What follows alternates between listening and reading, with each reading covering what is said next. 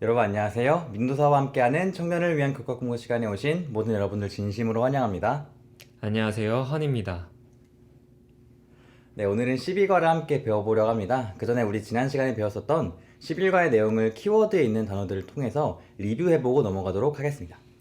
네, 지난주에 배웠던 구약 속의 신명기, 제가 기억에 남았던 거는 이 신명기의 말씀이 구약 시대의 요시야 왕의 개혁 때에도 그리고 또 예레미야의 생각과 수많은 구약 시대의 사람들에게도 여전히 유효했던 말씀이라는 것이 저는 기억에 남았습니다. 그게 구약에서도 그렇게 의미가 깊었다면 신명기는 오늘을 살아가는 우리에게도 여전히 유효한 하나님의 말씀이라는 사실이 기억이 납니다. 네, 감사합니다. 신명기 말씀은 말씀해줬던 것처럼 오늘을 살아가고 있는 그리스도인, 모든 그리스도인들에게 필요한 말씀이었습니다. 많은 성경의 세대들을 부흥시켰었던 이 신명기의 말씀이 오늘 제 삶에서도 실현되기를 바라는 마음을 가졌었던 지난 내용들이 저도 기억합니다. 오늘 12과의 제목은 신약 속의 신명기입니다. 구약의 수많은 선지자들이 자신의 세대보다 먼저 쓰여져 있었던 그 신명기의 말씀을 자주 인용했었던 것처럼 신약의 기자들도 구약의 말씀들을 자주 인용했습니다. 특별히 신약에서 가장 많이 인용된 책은 시편과 이사야인데 그 다음 세 번째로 많이 인용된 책이 바로 신명기입니다. 사실 신명기랑 시편 이사야를 비교해 보면 시편은 150장 이상이 있고 150편 이상이 있고 이사야도 66장까지 있기 때문에 굉장히 많은 분량인데 신명기가 세 번째로 많이 이렇게 기록되어 있다는 것을 보면은 뭐 이렇게 분량을 비교해 보고 이렇게 대조해 보면은 상당히 많은 거라고 생각할 수 있겠죠. 네. 이번 주에는 신약 속에 인용된 신명기의 말씀들을 통해서 발견할 수 있는 진리들을 한번 찾아보도록 하겠습니다. 시작하는 깨닫기는 신약의 많은 책들에서 신명기를 직접 인용함으로써 그 의미의 깊이를 더하고 있음을 깨닫는다입니다. 전반적으로 깨닫기의 내용들을 살펴볼 것입니다. 일요일 소지는 기록되었을 때입니다. 신약에서 인용됐었던 신명기 말씀 중에서 아마 가장 유명하고 잘 알려진 말씀이 무엇이라고 질문하면 어떤 거가 좀 생각나시나요? 아마 예수님께서 광야에서 사단의 시험을 이기기 위해서 사용되었었던 그 말씀들이 아닐까 싶습니다. 예수님은 광야에서 시험으로부터 이기기 위해서 이스라엘 백성들이 광야에서 받았었던 하나님의 그 말씀들을 외치셨습니다. 예수님이 어떤 말씀들로 승리하셨는지 함께 말씀을 보도록 하겠습니다. 시험하는 자가 예수께 나와 이르되 내가 만일 하나님의 아들이거든 명하여 이 돌들로 떡덩이가 되게 하라. 예수께서 대답하여 이르시되 기록되었을 때 사람이 떡으로만 살 것이 아니요 하나님의 입으로부터 나오는 모든 말씀으로 살 것이라 하느니라. 신명기 말씀입니다. 만나를 내게 먹이신 것은 사람이 떡으로만 사는 것이 아니요 여호와의 입에서 나오는 모든 말씀으로 사는 줄을 내가 내게 알게 하려 하심이라. 네, 민도사님 말씀 들으니까 사실 음식으로 배를 채우고 하루하루 살아간다는 것은 너무나 당연한 사실인데 그 하나님이 그 육신의 음식뿐만 아니라 이 영적인 음식을 우리에게 채워주신다고 하는 부분이 네. 참 인상이 깊었는데요. 사실 저희가 영적인 음식이 채워지지 않으면 하루를 살 수 없다는 인식을 쉽게 하지 못하는데 예수님께서는 이 어, 사탄의 시험을 받으실 때 사람이 떡으로만 살 것이 아니라 하나님의 말씀으로 살 것이라는 것을 분명히 하심으로써 하나님이 현실적인 필요도 채워주시지만 하나님께서 그 영적인 필요도 채워주시는 분이라는 것을 한 번 더 상기시켜 주는 것 같아서 저희도 사탄의 공격을 받을 때 이 말씀을 붙잡고 하나님을 신뢰하면 저희도 시험에서 이길 수 있을 거라는 그런 좀 희망이 생겼던 것 같습니다. 네, 감사합니다. 다음 두 번째 시험을 한번 보겠습니다. 이에 마귀가 예수를 거룩한 성으로 데려다가 성전 꼭대기에 세우고 이르되 내가 만일 하나님의 아들이어든 뛰어내리라. 기록되었을 때 그가 너를 위하여 그의 사자들을 명하시리니 그들이 손으로 너를 받들어 발이 돌에 부딪히지 않게 하리로다 하였느니라. 예수님께서 이르시되 또 기록되었을 때 주 너의 하나님을 시험하지 말라 하였느니라. 신명기에 기록된 말씀 보겠습니다. 너희가 마사에서 시험한 것 같이 너희의 하나님 여호와를 시험하지 말고. 예수님이 이 두 번째 시험을 이기신 말씀을 인용할 때 이 신명기에 너 하나님 여호와를 시험하지 말라는 말씀을 인용을 하셨는데 이게 어떤 배경에서 나오는지 살펴보니까 그 당시 출애굽 당시에 이스라엘 백성들이 이 마사라고 하는 곳에서 하나님을 불신했던 이야기와 연결을 지으셨던 걸 알 수 있습니다. 그때 사람들이 물이 없다고 모세와 또 아론에게 불평을 하면서 그리고 하나님을 시험하면서 과연 우리 중에 하나님이 계신가 안 계신가 하는 그런 배경 속에 이 말씀이 등장을 했던 것인데요. 사실은 하나님에 대해 의심을 하고 시험하는 것은 온전한 믿음을 가지고 있지 않다는 것이었습니다. 사탄은 그래서 자꾸만 우리로 하여금 하나님이 진짜 그렇게 해주실까? 그렇게 계속 의심하게 만들고 또 우리의 믿음에 어떤 불순물을 계속 집어넣으려고 합니다. 그런데 예수님께서는 그런 과거 이스라엘 백성들이 실패했던 사례를 기억하실 뿐만 아니라 그것을 이제는 사탄을 이기시는 시험에 인용하심으로써 하나님에 대한 오히려 완전한 믿음을 표현하셨다고 생각을 합니다. 감사합니다.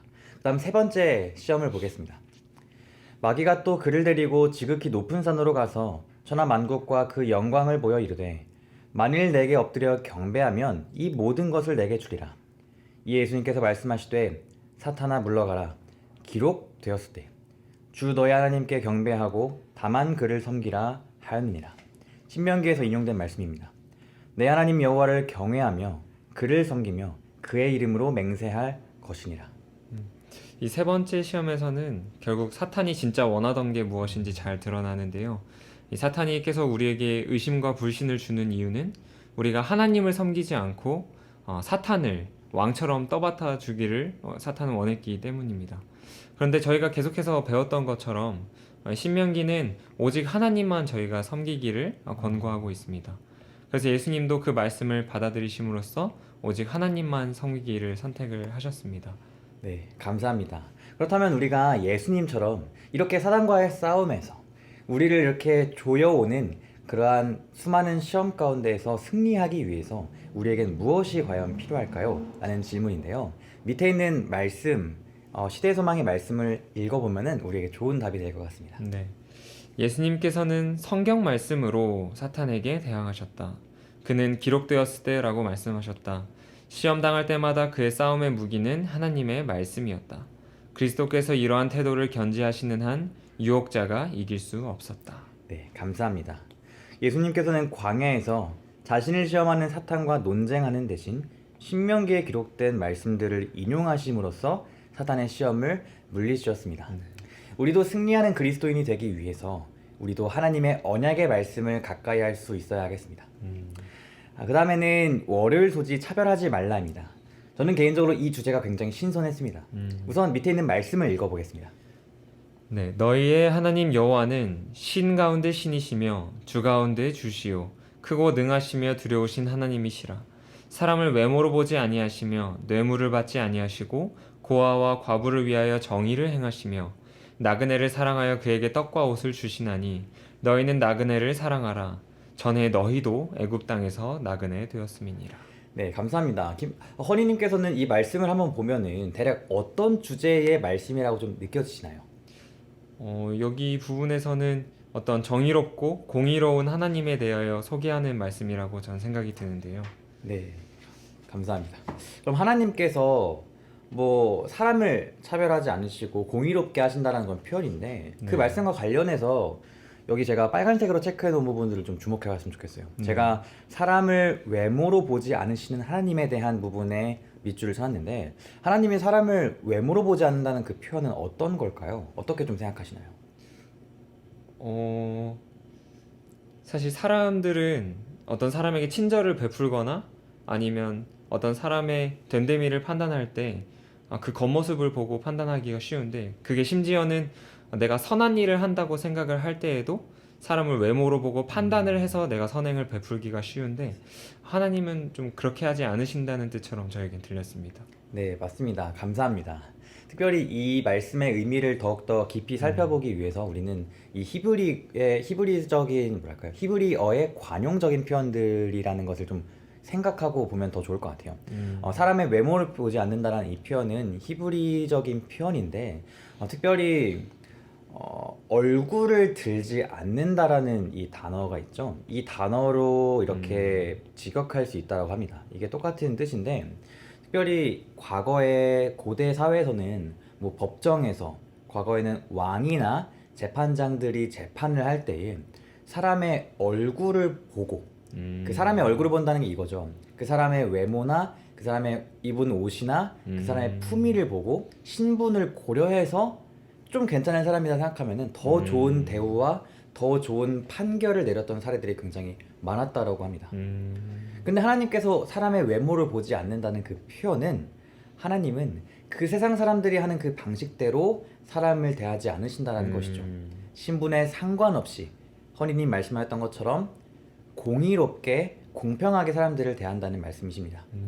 사회에서 가장 무시받고 가장 외면받았었던 누가 등장하고 있죠?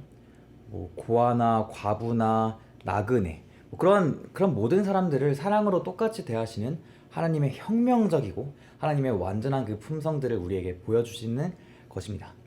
근데 이 관용구가 이 구약의 말씀뿐만 아니라 신약에서도 동일하게 언급됩니다. 저희가 새 말씀들을 가져왔는데 이것을 허니님께서 읽어주시면 감사하겠습니다. 네.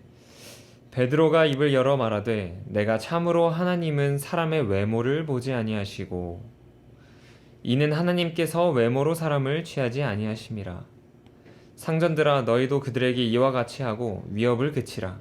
이는 그들과 너희의 상전이 하늘에 계시고 그에게는 사람을 외모로 취하는 일이 없는 줄 너희가 알미라. 네, 감사합니다. 허니님께 이 말씀들이 어떠한 배경 가운데서 사용되었는지에 대해서 좀 여쭙고 싶어요. 네, 첫 번째 말씀은 이제 베드로가 이방인 고넬료를 만났던 장면인데 사실 유대인들이 이방인을 대할 때 그들은 참 사람의 외모를 보고 판단을 하고 그 사람들이 유대인이 아니라는 이유로 차별을 했었던 가운데에 하나님은 이방인을 직접 만나시고 그들에게도 구원을 베풀어 주시는 것을 베드로가 깨닫는 장면이었고요. 이 두 번째 로마서의 말씀은 우리의 신분에 상관없이 예수님 안에서 유대인이나 이방인이나 모두 구원이 주어졌다는 그런 내용이 들어 있었습니다. 그리고 에베소서의 말씀에는 이 주인들이 종들에게 친절하게 대해야 한다는 말을 하기 위해서 이 하나님께서 외모로 사람을 취하지 않겠다는 그 말씀이 이곳에 사용되었습니다. 네, 감사합니다. 신명기의 말씀과 같이 다시 한번 보시겠어요?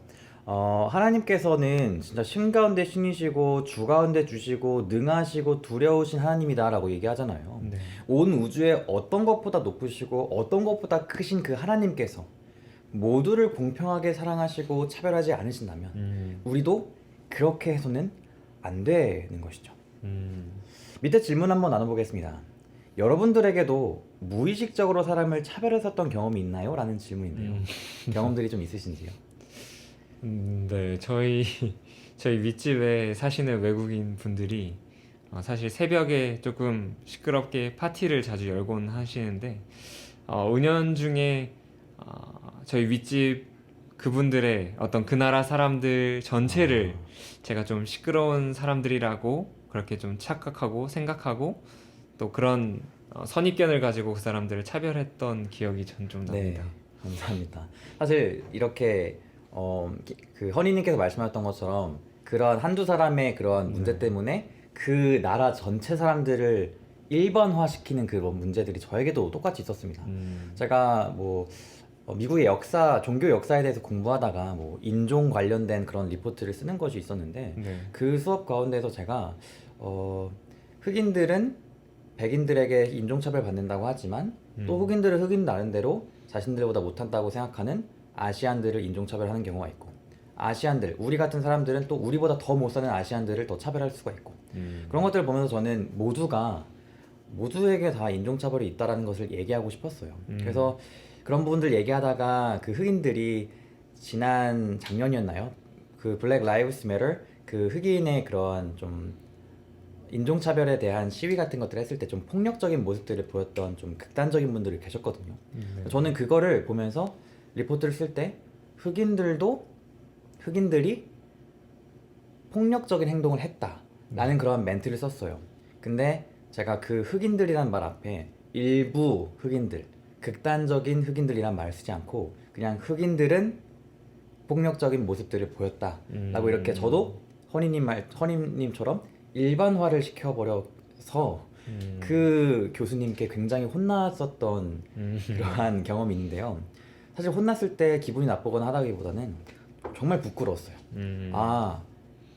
내가 그렇게 의도하지 않았지만 내 무의식적으로 내 마음 가운데에는 깊은 곳에는 차별적인 태도가 있었구나라는 것을 깨달으면서 제가 얼마나 그것을 부끄럽게 생각하고 회개했는지 모릅니다. 음. 밑에 있는 선지자와 왕에 있는 말씀 읽겠습니다. 국적이나 인종이나 계급에 의한 차별을 하나님께서는 인정하지 않으신다. 하나님께서는 온 인류의 창조주이시다. 모든 사람은 창조에 의하여 한 가족이 되었고 구속을 통하여 하나가 되었다. 네. 하나님을 믿는다고 하면서도 여전히 세상이 사람을 평가하는 그 기준대로 바라보고 차별하는 때가 얼마나 많았는지 저의 모습들을 돌아봅니다. 우리도 신명기의 말씀을 통해서 그리고 신명기에 말씀되었던 것들을 인용했었던 그 신약의 말씀들을 통해서 하나님의 시선으로 사람들을 바라볼 수 있고 차별 없는 사랑들이 우리 마음 가운데서 실현되기를 간절히 바라봅니다. 그 다음은 화일 소지입니다. 나무 위에서 저주를 받음. 밑에 말씀 읽겠습니다. 그러므로 믿음으로 말미암은 자는 믿음이 있는 아브라함과 함께 복을 받느니라. 무릇 율법 행위에 속한 자들은 저주 아래에 있나니 기록된 바 누구든지 율법책에 기록된 대로 모든 일을 항상 행하지 아니하는 자는 저주 아래에 있는 자라 하였습니다. 네, 이 말씀은 구원에 있어서 우리의 율법의 행위에 의지하는 것이 아니라 그리스도께서 우리를 위해 죽으셨다라는 그 사실을 믿는 믿음을 통해서 구원을 받는 것이다 라는 것을 강조하고 있는 말씀입니다.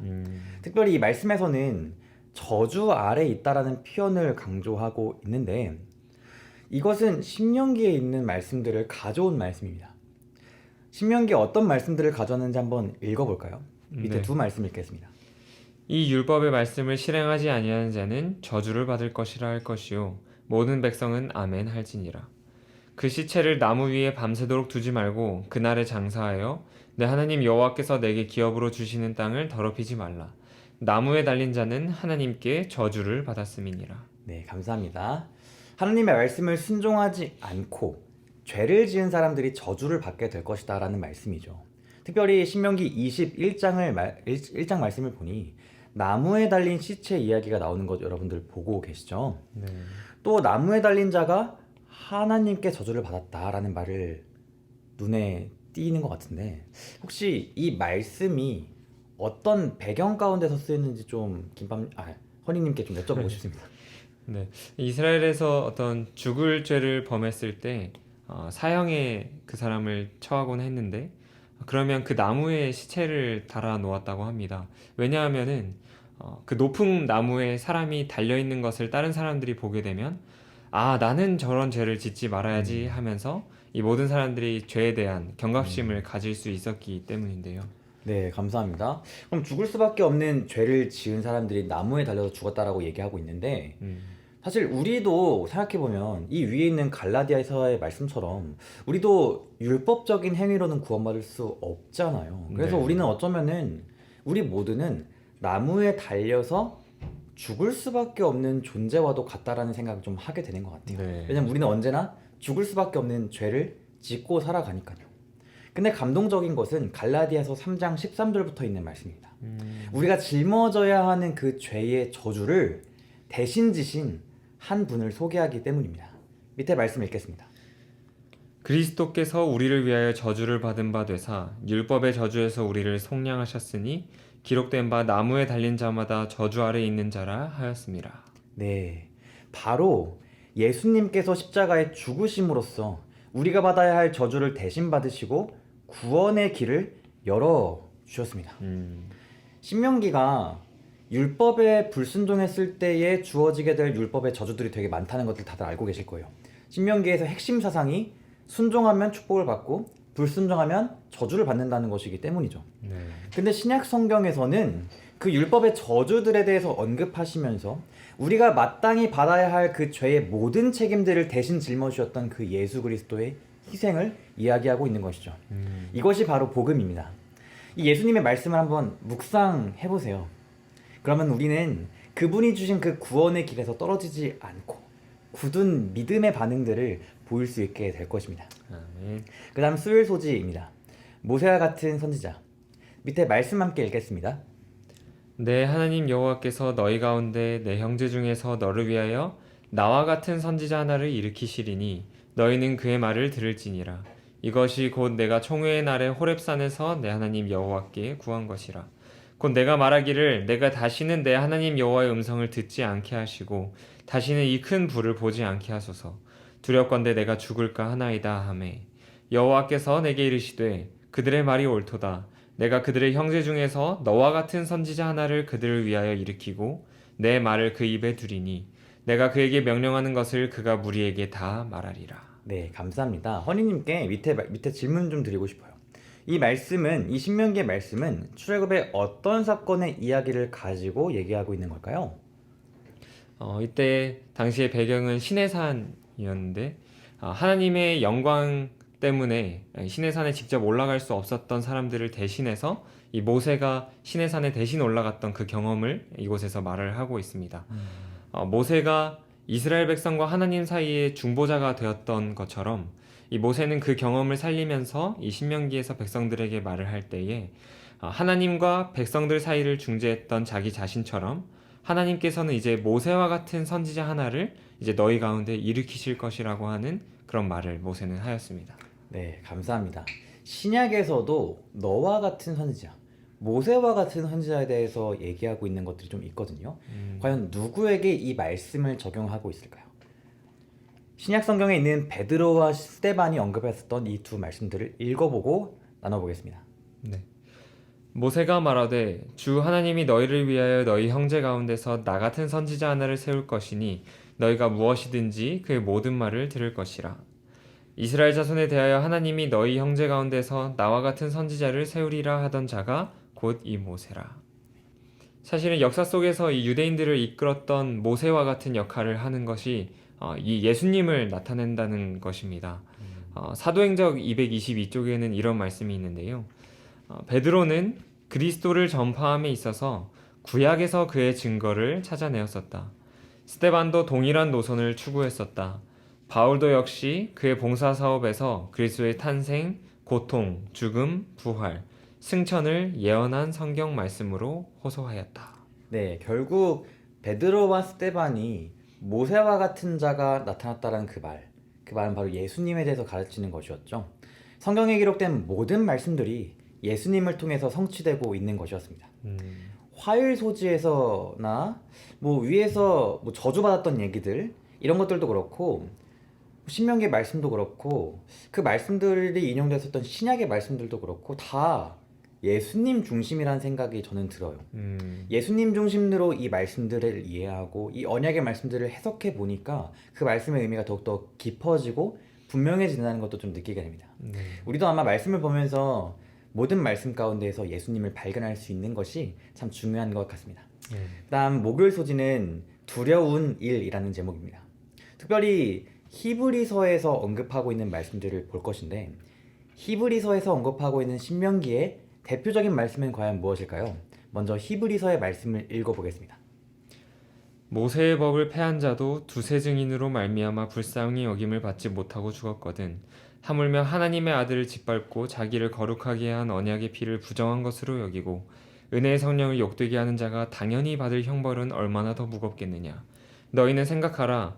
원수 갚는 것이 내게 있으니 내가 갚으리라 하시고 또다시 주께서 그의 백성을 심판하리라 말씀하신 것을 우리가 아노니 살아계신 하나님의 손에 빠져 들어가는 것이 무서울진저. 히브리서 저자가 인용했었던 신명기의 말씀도 읽어보겠습니다. 그 언약을 어기고 가서 다른 신들을 섬겨 그것에게 절하며 내가 명령하지 아니한 1월 성신에게 절한다 하자. 그것이 내게 알려짐으로 내가 듣거든 자세히 조사해 볼지니 만일 그 일과 말이 확실하여 이스라엘 중에 이런 가증한 일을 행함이 있으면 두 사람이나 세 사람의 증언으로 죽일 것이요 한 사람의 증언으로는 죽이지 말 것이며. 네, 감사합니다. 이 히브리서의 말씀을 참고하고 또 그 히브리서의 저자가 인용했었던 이 신명기의 말씀들을 참고해 보면은 이 말씀들은 어떤 내용들을 가르치고 있는 것처럼 보이시나요? 네, 이 신명기에서 어떤 죽일 일에 대하여 자세히 조사해보고 만일 그 일이 확실하다면 이 두세 사람의 증언으로 그 사람을 죽일 것이라 그 어떤 형벌을 확정할 것이라는 말씀이 주어져 있는데요. 여기에 죄로 인해 어떤 죽이는 법에 대하여 신명기는 언급을 하고 있었습니다. 이 구절을 히브리서의 저자는 인용을 하면서 이런 말을 하고 싶었던 것 같습니다. 이 율법의 조항을 어김으로 인해서 죽음에 이를 수 있었으면 하물며 하나님의 아들이 당신을 위해 흘린 피에 대하여 부정하게 여기고 또 그것을 거부하고 무시한다면 그것은 도대체 얼마나 더 큰 죄가 될 것이냐라는 것인데요. 이 예수님의 십자가를 통해 나타났던 그 하나님의 선하심과 사랑을 우리가 받아들이지 않고 또 그분께서 우리의 죄값을 치르시고 우리를 위해 이루신 것을 우리가 받아들이지 않는다면 우리는 그에 대한 확실한 대가를 치러야 하는 것이었습니다. 그런데 이 신명기와 히브리서가 가르치는 것은 사실은 두려움을 주는 것이 아닌 것 같다는 생각이 들었는데요. 선지자와 왕 706페이지에 있는 말씀입니다. 모든 범죄자들을 신속한 멸망으로 형벌하시겠다는 하나님의 뜻에 대하여 엄숙한 경고를 받았다. 그러나 아무도 희망 없이 버려둔 바 되지 아니하였으니 이는 심판에 대한 예언은 사람들로 하여금 회개하고 하나님과 화평을 누리라는 초청이 동반되어 있기 때문이다. 여호와께서는 내게로 돌아오라 그리하면 나도 너희에게로 돌아가리라고 호소하셨다. 네, 감사합니다. 하나님으로부터 우리를 떨어뜨려 놓으려고 했었던 사탄과 세상의 수많은 여러 유혹들 가운데서도 하나님께 끝까지 충성을 다하고 믿음을 가지는 것, 아마 그것들이 이 신명기와 신약의 말씀들이 우리에게 알려주는 메시지인 것 같습니다. 마지막 결론 읽고 마치겠습니다. 신명기는 시편 그리고 이사야와 더불어 신약에서 가장 많이 인용된 구약의 책입니다. 예수님께서 이 땅에서 가르치고 설교하실 때 신명기의 말씀을 자주 인용하셨고 사도들도 그렇게 했습니다. 구약과 신약은 상호 보완적인 관계를 가지고 있으며 함께 연구할 때에 더 완전한 의미를 깨달을 수 있습니다. 네, 이렇게 12과 신약 속의 신명기를 마치게 되었습니다. 허니님은 이번 과를 마치면서 어떻게 정리하고 싶으신가요? 네, 지난주에 저희가 배웠던 것처럼 그 구약 시대의 전부도 이 신명기와 연관이 되어 있다는 생각이 들었는데 오늘 신약에서도 이 신명기는 참으로 큰 역할을 하는구나, 그리고 이 구약과 신약이 서로 상호 보완적인 역할을 하는구나 라는 생각이 들면서 정말 그렇다면 진짜 오늘을 살아가는 우리에게도 이 신명기의 말씀은 참 유효하겠구나 라는 생각이 들었습니다. 네, 감사합니다. 우리가 결론에서도 말했었던 것과 마찬가지로 구약의 말씀과 신약의 말씀, 특별히 신명기의 그 말씀으로 정리된 이번 교과에서도 그 중심은 결국 예수님이구나 라는 걸 다시 한번 느끼게 되는 것 같아요. 말씀의 중심인 예수님께서도 이 땅에서 하나님의 말씀, 특별히 신명기의 말씀을 통해서 시험을 이기셨는데 예수님이 그러셨던 것처럼 말씀으로 삶을 살아가고 우리도 끝까지 그 예수님을 의지하면서 살아간다면 우리에게 다가오는 시험들도 능히 이길 수 있는 힘을 하나님께서 주실 것이다 라는 믿음도 저도 생기게 되었던 것 같아요. 그러한 삶을 꿈꿔봅니다. 함께 기도하겠습니다. 사랑의 아버지 하나님, 신약 속에서도 언급된 그러한 모든 신명기의 말씀들이 우리에게 두려움을 주는 것이 아니었습니다. 우리에게 오히려 믿음과 확신과 하나님에 대한 사랑을 확증해 주는 것이었음을 우리가 알게 됩니다. 하나님, 이 귀한 말씀 주심에 감사하며 우리도 예수님과 같이 이 신명기의 말씀들을 통하여서, 이 언약의 말씀을 통하여서 삶의 모든 시련들을 이겨나갈 수 있도록 도와주세요. 예수님의 이름으로 기도합니다. 아멘. 아멘.